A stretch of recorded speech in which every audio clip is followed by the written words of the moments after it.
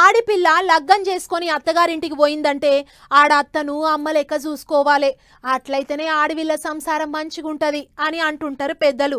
కానీ శాన దిక్కుల్లా అత్తా కోడల నడుమ దినం ఏదో పంచాయతీ నడుస్తుంటది.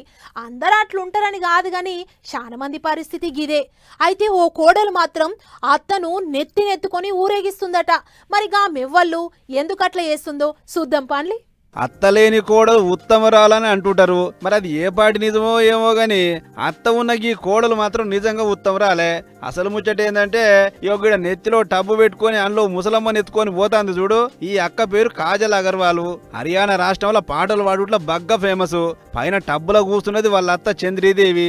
90 ఏళ్లకు మీదనే ఉంటదట. అయితే అక్కడ అత్తలను అమ్మ లెక్క చూసుకుంటారట కోడళ్ళు, పాయిరంగా ఉంటారట. అంతేకాదు పతేడు గిట్ల అత్తలను ఎత్తుకొని గుళ్ళు గోపురాలకు కాలి నడకన పోవుడు అక్కడదో ఆచారం. అందుకే ఈ అక్క సుత వాళ్ళ అత్తను టబ్బులు ఎత్తుకొని బయలుదేరింది. ఇక హర్యానాకించి బయలుదేరి శ్రీకృష్ణుడు నడి ఆడిన ఉత్తరప్రదేశ్ రాష్ట్రం మధుర బృందావనే కాకుండా రాజస్థాన్ దాకా నడుస్తుంది పాదయాత్ర. మొత్తం 260 కిలోమీటర్ల దూరం, 40 రోజుల టైము. అయినా సుత ఓపిక వెంబడి ఎత్తుకొని పోతుంది. పెద్ద ముచ్చట ఏంటంటే ఈమె నాకు అత్త కాదు అమ్మ. నన్ను ఎన్నడూ కోడలు లెక్క చూడలేదు, సొంత బిడ్డ లెక్కనే చూసింది. అసొంటి అత్తకు నేను ఎంత చేసినా తక్కువే అన్నట్టు తారీఫు చేసుకుంటూ పోతుంటే తొవ్వ పొడుగుత ఈ కోడళ్ళు మెచ్చి పూలదండలు హారతులతోని స్వాగతం పలుకుతారు అక్కడి జనాలు. ఏదేమైనా లోకంలో అత్త కోడలు అంటే టామ్ అండ్ జెర్రీ అనుకుంటాం గానీ ఆడాడ కొందరు ఇట్లా అత్తలకు సేవ చేసుకునే కోడలు కూడా ఉన్నారు అని అనుకుంటారు ఈ ముచ్చట చూసిన జనాలు.